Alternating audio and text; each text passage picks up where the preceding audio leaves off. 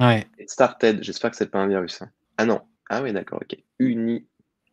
Tu rentres dans des trucs un peu obscurs là. Voilà, Moi, voilà je ce serais que je toi, vous j'irais pas conseille. plus loin. Ne surtout pas faire ça. Aïe, aïe, aïe. Tu as montré l'exemple à ne pas faire. Quand ça commence à changer des lettres, là, c'est Voilà. pas bon signe. Ouais, c'est vrai. Allez, on arrête, on quitte ça.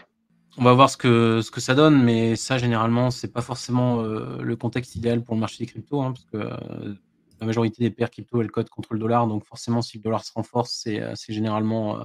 Et il y a Banane Keystream qui demande notre prédiction quand pour BTC 100K, selon vos analyses. Moi, j'en ai absolument aucune idée. La seule chose que je sais, c'est qu'on dépassera les 100K sans aucun problème. Ouais. La question, c'est 2025 quand, je sais pas. ou pas 2025. 2024 déjà, vous y croyez ou pas? Moi, j'y crois pas. Vous savez sans doute qu'on a eu des très bons chiffres de l'emploi dernièrement, qui ont été d'ailleurs remis en question parce qu'a priori, il y a une grande quantité de ces emplois qui ont été créés par le gouvernement américain. Mais bon, dans tous les cas, les chiffres sont bons, ils ont rassuré les marchés et c'était plutôt positif. Cela dit, l'inflation reste un souci, hein, parce qu'on a l'inflation core qui ne descend pas aussi bien que ce qu'on souhaiterait. Et la désinflation est majoritairement liée au prix des énergies et du pétrole notamment. Ce que ça nous donne d'un point de vue macro, tout ça au niveau du dollar, c'est que le dollar nous a fait un joli bottom dernièrement. C'était attendu, hein, puisque cette ligne autour des 12 604 points, c'est la troisième fois qu'elle fait réagir donc le dollar et qu'elle le renvoie à la hausse. Bon, on va voir ce que ça donne, mais ça, généralement, c'est pas forcément le contexte idéal pour le marché des cryptos, hein, parce que la majorité des paires crypto, elles cotent contre le dollar. Donc forcément, si le dollar se renforce, c'est généralement pas très, très bon signe. Mais bon, dans tous les cas, quand le dollar a baissé, on n'a pas vu forcément le marché crypto se renforcer à outrance. Donc on verra. C'est vrai que là, actuellement, il n'y a pas forcément une très, très grande corrélation. Donc à suivre. On a vu également le 10 ans se renforcer. Ça, c'est principalement lié justement à des réajustements dans les projections des baisses de taux à venir de la Banque centrale américaine. Donc ça, c'est également les points qui sont actuellement analysés d'un point de vue macro, hein, notamment pour ça que le chiffre d'inflation est tant attendu cet après-midi. Si le chiffre d'inflation est rassurant, on devrait avoir le 10 ans qui repart à la baisse et le dollar également. Donc c'est les choses à surveiller. Pour nos cryptos, alors nos cryptos, le BTC, je vais peut-être enlever les bandes de Bollinger. Donc le BTC, il nous a fait ici un creux plus haut que le précédent. Donc c'est quelque chose qu'on attendait pour voir un petit peu le Bitcoin se renforcer. On a réussi à casser les 65 000 et donc faire un nouveau plus haut. Donc globalement, on est plutôt bien orienté. Maintenant, on cherche un creux. On cherche un creux qui serait plus haut que celui-là. Donc vous voyez qu'il y a quand même de la marge. Il y a 52 600 $, avec un niveau de polarité qui est ici à 59 500. Et donc on a testé début octobre avec succès et aujourd'hui on s'attend à conserver cette polarité pour justement chercher à aller plus haut. Malgré cela, on a une zone ici entre 58 000 et 56 000 avec la moyenne mobile à 50 semaines qui est là. On pourrait éventuellement aller chercher dans un mouvement relativement brusque, ce qui donnerait quelque chose d'assez bullish si on venait chercher les liquidités qui sont par là pour rebondir, revenir intégrer la zone de polarité et ensuite aller chercher au-delà des 63 000 $. Ça permettrait ensuite de prendre appui et de repartir plus haut. Ça, c'est la vision que j'ai actuellement sur Bitcoin. Il y a rien de bearish, hein, pour l'instant. On est sur une zone de consolidation de moyen terme depuis mars, enfin même de long terme maintenant. On attend la résolution d'un petit peu de cette zone d'accumulation ou de distribution. Aujourd'hui, on ne sait pas si on va casser par le bas ou casser par le haut pour l'instant. Donc cet réalignement des creux, elle est plutôt bon signe, elle donne une orientation plutôt haussière, en particulier si on arrive à maintenir la zone des 59 500 $. Mais voilà, tout peut arriver encore à ce jour. On voit que le RSI est pas encore forcément très bullish. Donc sur Bitcoin, on est bien orienté, on cherche un creux plus haut que le précédent, mais pour l'instant, il n'y a rien de définitif. La dominance est intéressante aussi sur Bitcoin. On a cette grosse zone jaune qui est une zone de long terme premier objectif du cycle, qui est travaillé maintenant depuis début août. La résolution de cette zone devrait donner un signal soit pour une continuation de la Bitcoin season, soit pour un fléchissement de la force de Bitcoin. Je ne parlerai pas d'alt-season parce qu'il y a quand même, du chemin à faire avant de vraiment, vraiment parler d'alt-season. Mais dans tous les cas, ça serait un renforcement des altcoins contre Bitcoin, parce que jusqu'à présent, il y a quand même très, très peu d'alt qui surperforment le BTC. Donc en conséquence, on a Ethereum qui est toujours relativement faible. On est dans cette zone entre les 2 100 $ et les 2 800 $ en gros. Donc c'est pareil, c'est un range qui est relativement clair, hein, sur Ethereum. Casser à la baisse ici, ça serait quand même plutôt bearish, à moins qu'on arrive à faire une petite chasse à la liquidité, réintégrer, repartir à la hausse. Mais dans tous les cas, tant que Ethereum reste dans ce range-là, il y a peu de chances qu'on aille plus haut ou qu'on aille plus bas. Qui est complètement en surperformance. Donc lui, il a fait un joli bottom ici autour des 200 $. Puis il a cassé ses 400 $ pour venir ici chercher au-dessus des 600. Il a quelques difficultés maintenant à maintenir l'action des prix au-dessus des 600 $. Ça fait plutôt sens, puisque la performance est quand même très, très forte dans un marché qui globalement, lui, ne l'était pas. Il pourrait aller chercher plus haut, mais je pense qu'il faut que le contexte global soit meilleur pour qu'on puisse voir Tao aller plus haut. On a également le SUI qui est de la même façon, ça ne vous aura sans doute pas échappé, tout bullish. Lui, c'est un peu pareil, il est en train de top au niveau des 2 $. Alors, je crois qu'il a fait, il a pas fait un ATH, mais il en était peut-être pas très loin. En tous les cas, il dépasse les 2 $, puis il réintègre. Et donc là, on a une zone de consolidation qui est au-dessus des 1,60 $. On est venu les chercher ici avant de repartir. Mais pour l'instant, c'est en consolidation. Pareil, il a été très, très chaud et maintenant il se détend un petit peu. À voir ce que ça donne la suite, mais il faudrait break en gros en clôture les 2 $ pour espérer, je pense, reconstruire un petit peu plus haut. Et à l'inverse, casser les 1,60, ça pourrait nous reconduire sur le 0,5 de tout ce mouvement qui pourrait ajuster, qui est autour des 1,30 $. Et là, je vois un commentaire passer d'Aline qui dit qu'on s'ennuie en ce moment sur le marché crypto. Alors ça dépend. Ça dépend des cryptos que tu as, ça dépend des tendances que tu suis, etc. Après, c'est une période qui est aussi importante. Enfin, faut en passer par là, entre guillemets, pour repartir de manière un peu plus saine. Il faut consolider, il faut que voilà, les vendeurs aient le temps de vendre, que ceux qui veulent se positionner aient le temps de se positionner. Ce que je voyais en plus d'ailleurs, que c'était CryptoQuant qui sortait ça, qui a sorti ça, c'est que il y a le nombre de nouvelles whales là n'a jamais été aussi important. On voit qu'il y a énormément de nouvelles whales qui commencent à accumuler depuis le début de l'année, puis là avec une grosse hausse sur les derniers mois. Donc c'est plutôt positif. Et je voulais donc vous partager la prédiction de Standard Chartered, une banque qui fait pas mal de prédictions. Je crois que c'est pas leur première prédiction. Alors j'ai plus en tête les anciennes, mais qui annonce un Bitcoin à 200 000 $, un Ether à 10 000 $ et un Solana à 700 $ d'ici 2025. Ils ont dû écouter les prédictions ils ont dû s'inspirer des prédictions de Vincent Gann, je pense, pour en tirer leurs conclusions. Mais vous pensez, qu'est-ce que vous en pensez? Est-ce que ça vous semble réaliste là-dessus?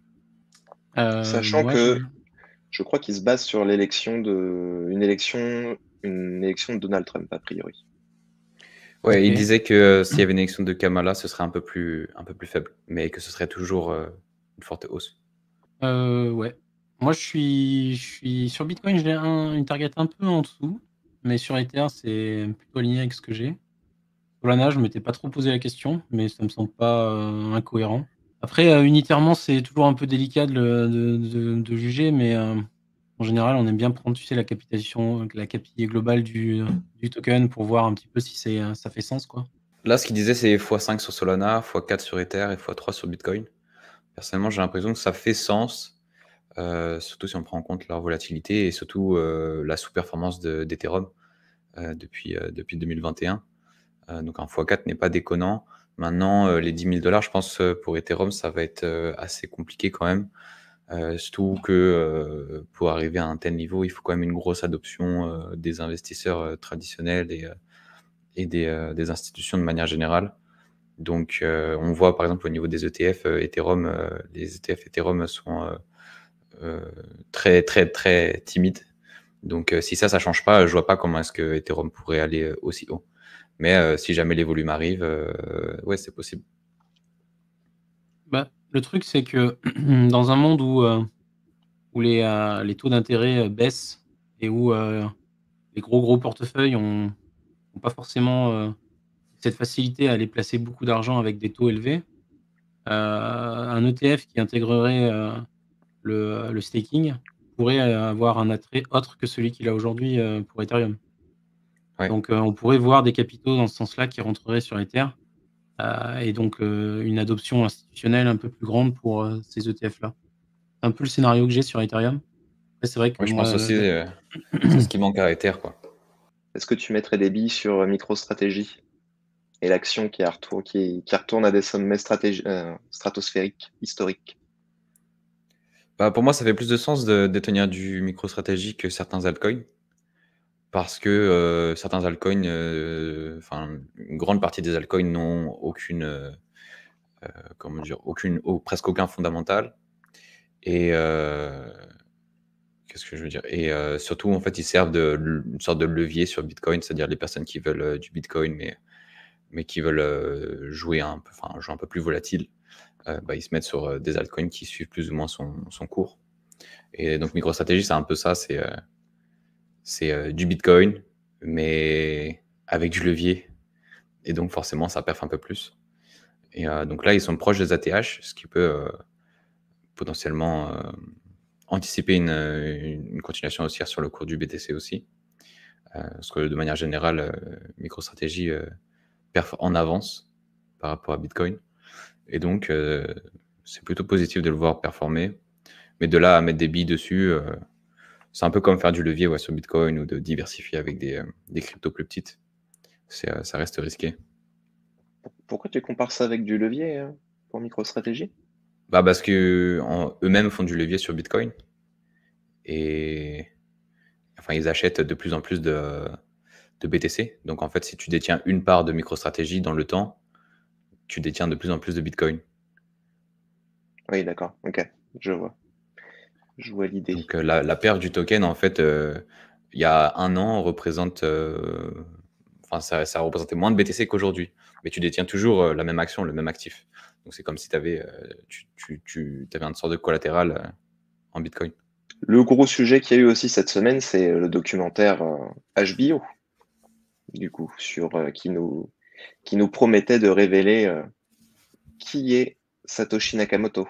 Bon, bah là, T'en as pensé quoi? On vous spoil un peu. Voilà, il pense que c'est Peter Todd. Peter Todd, c'est qui alors, Marius? Tu peux nous faire un petit résumé? Bonne question. Bah, Peter Todd, c'est Vous l'avez vu le documentaire? Perso, j'ai vu que la fin et j'attends ce week-end pour regarder un peu le début. J'ai regardé la fin pour voir les conclusions et écrire l'article. Tu lis les dernières pages du livre. C'est ça. Non, je ne l'ai pas encore vu non plus, honnêtement. Et toi, Coban, okay. Non, du tout. Non, je me suis fait spoil par Twitter. Ouais. Bon, après, c'est un peu recherché. Je t'avoue que j'étais curieux de voir qui ils avaient positionné. Mais ça avait leak quelques heures avant la publication. Mais donc, Peter Todd, en fait, c'est un dev Bitcoin depuis de nombreuses années qui a notamment développé Open Timestamp, pour ceux qui connaissent. En gros, un service de redatage sur Bitcoin. Et donc, il est pas mal connu depuis la Block Size War, où il a pris position pour les small blockers, donc pour ceux qui étaient contre l'augmentation de la taille des blocs.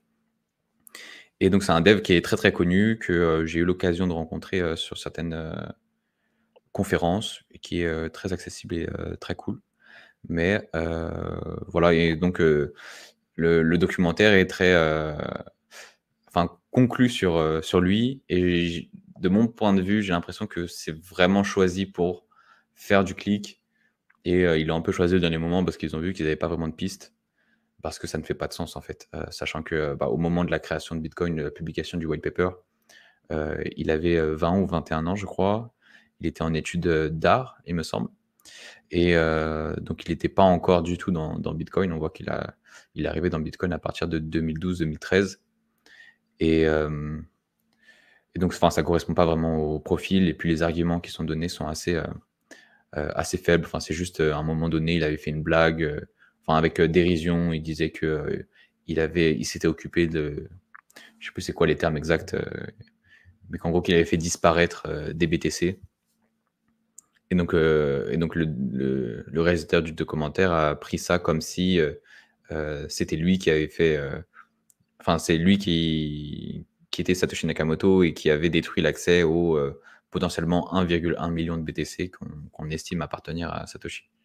Et à défaut d'avoir créé Bitcoin, la CIA et le FBI ont créé quand même leur propre crypto-monnaie là, récemment.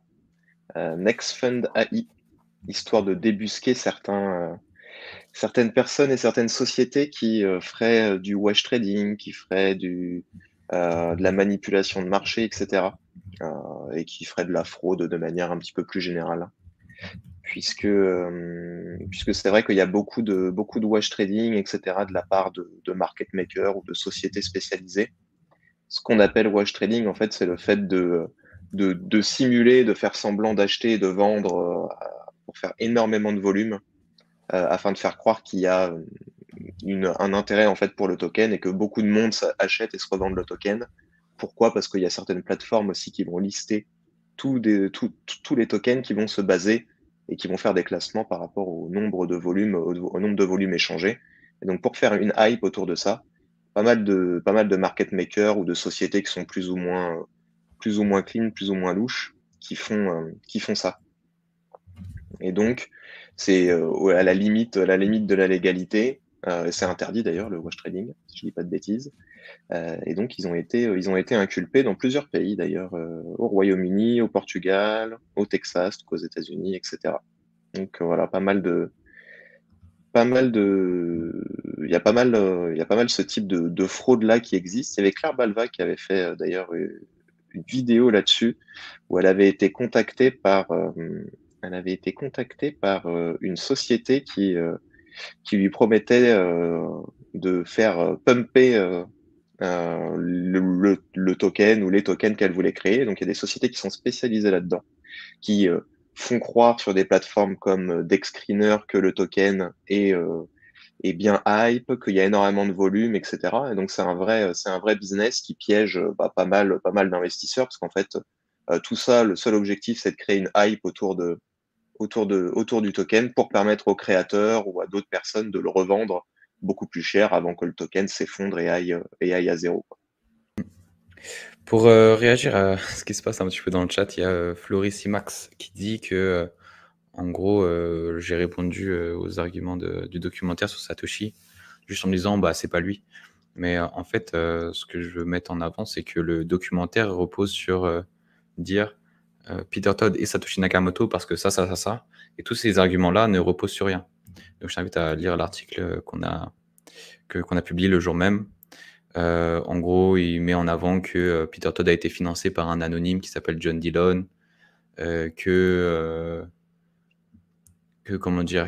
a lancé un message, il a fait un message qui pourrait signifier qu'il a détruit une grosse somme de Bitcoin.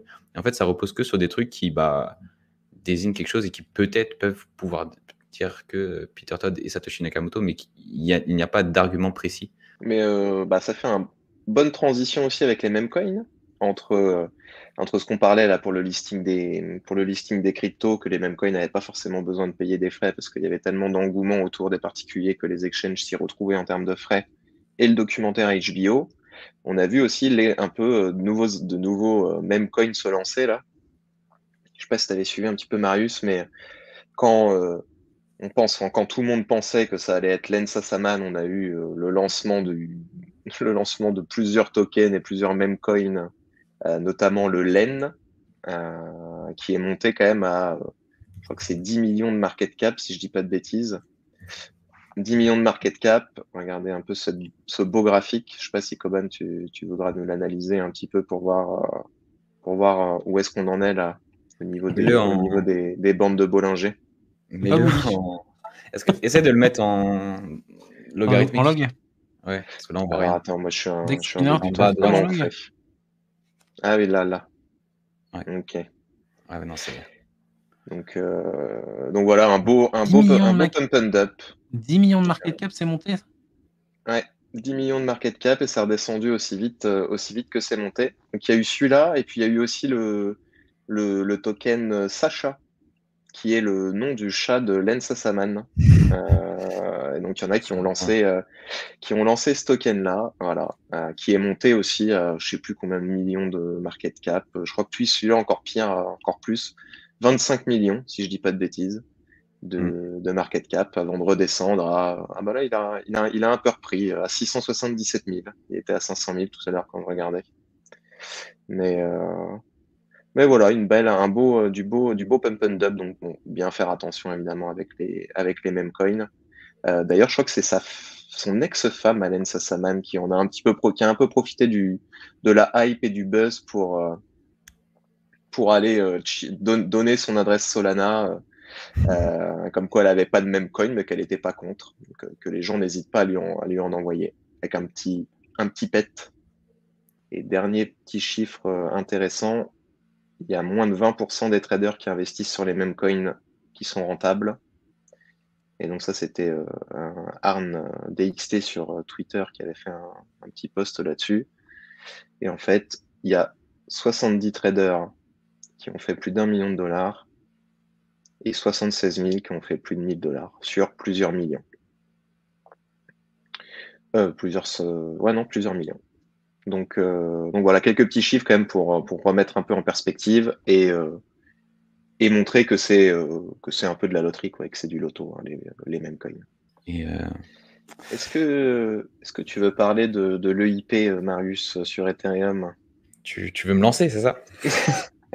Alors, on va rigoler un petit peu. Peut-être tu peux montrer le tweet de TX. Je sais pas si tu l'as Ouais, sous la main. je l'ai, ouais. L'introduction, en fait, c'est donc l'EIP, une nouvelle EIP, donc Ethereum Improvement Proposal. Donc, comme sur Bitcoin, voilà, il y a des personnes qui viennent proposer des améliorations sur le protocole qui sont ensuite discutées avec la communauté et qui sont tout au long d'un processus ensuite implémentées. Mais c'est ça arrive souvent des mois, voire des années plus tard. Et donc là, il y a quelqu'un qui est quand même assez connu et reconnu dans le domaine et surtout sur Ethereum, qui a proposé de réduire donc la durée entre deux blocs de 12 à 8 secondes. Ce qu'il faut rappeler, c'est que comme sur Bitcoin, Ethereum produit des blocs qui contiennent les transactions qui se sont passées, qui contiennent des transactions, et ces blocs-là sont créés à intervalles de 12 secondes en ce moment. Sur Bitcoin, c'est 10 minutes. Et donc, qu'est-ce que ça impliquerait de baisser ce temps de création de blocs? Eh ben, ça permettrait d'en créer davantage et donc de faire davantage de transactions.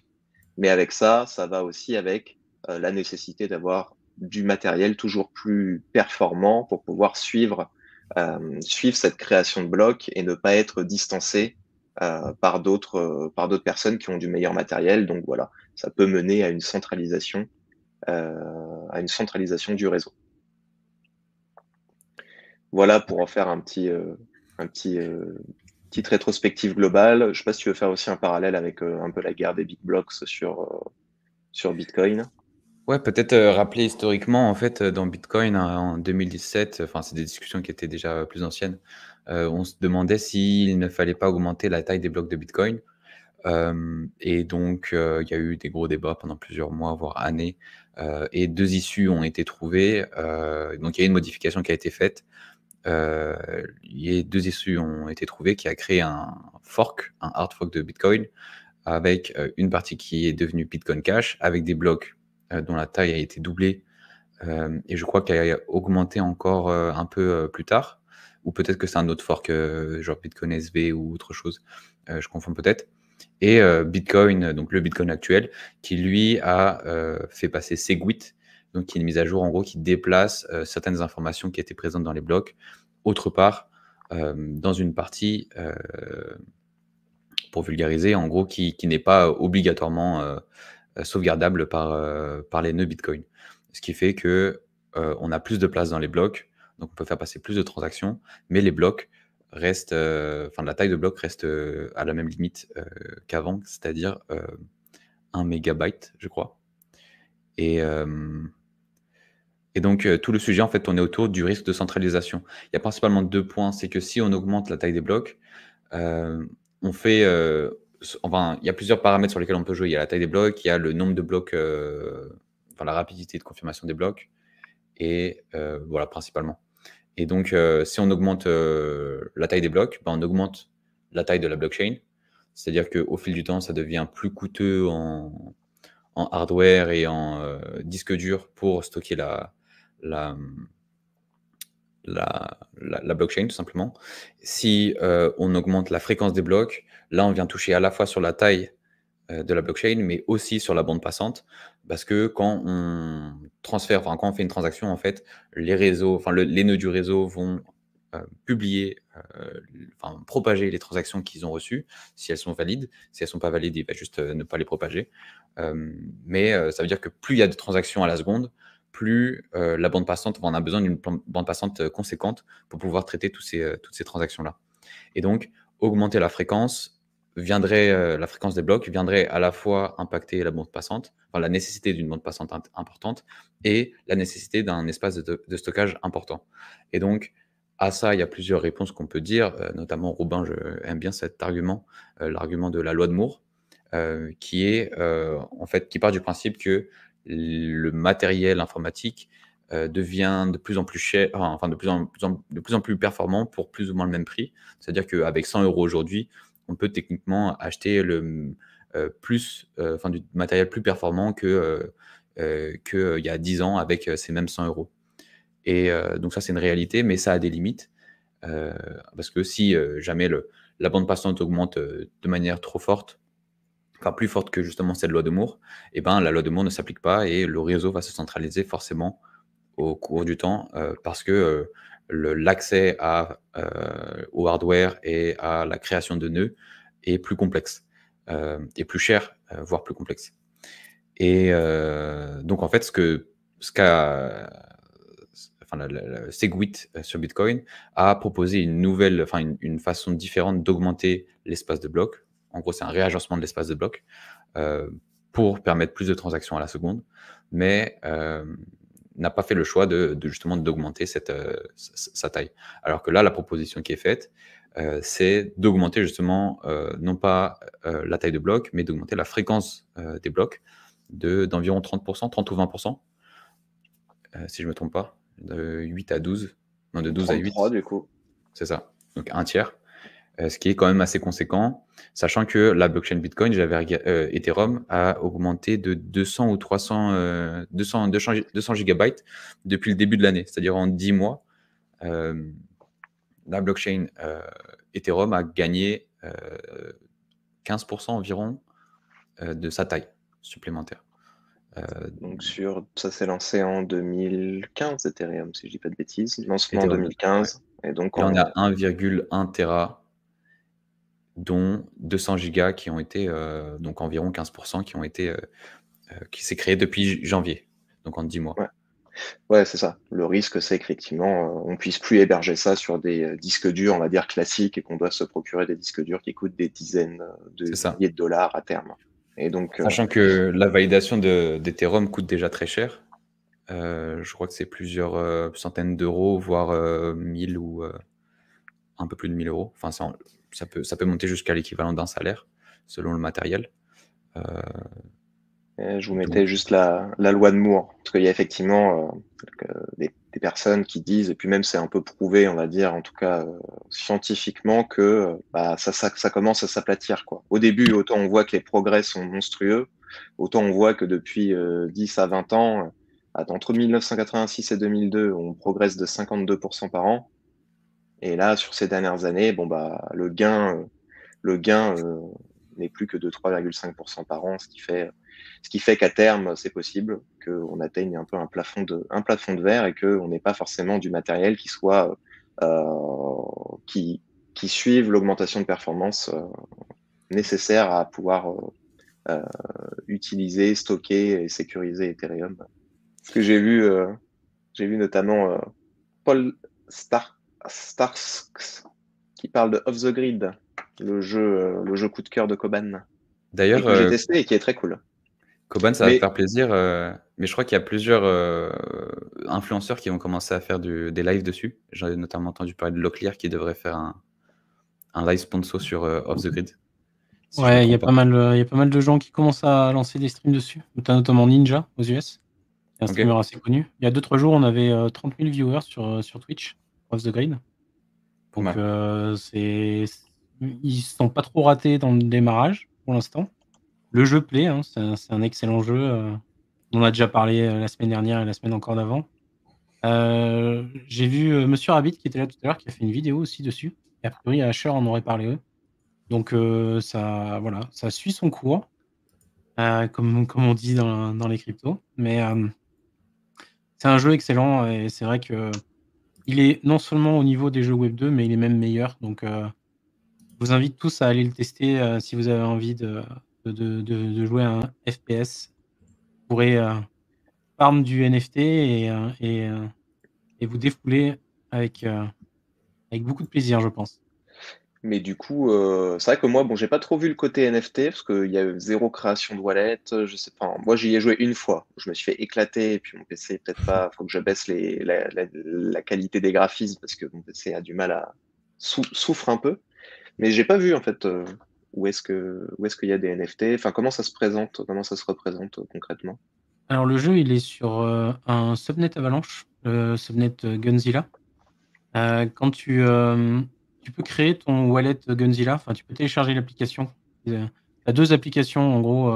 Tu as le wallet Gunzilla et tu as le compagnon pour Off the Grid. Compagnon pour Off the Grid, c'est un réseau social en gros dans lequel il y a ton profil, tes statistiques et tout un tas de choses. Tu peux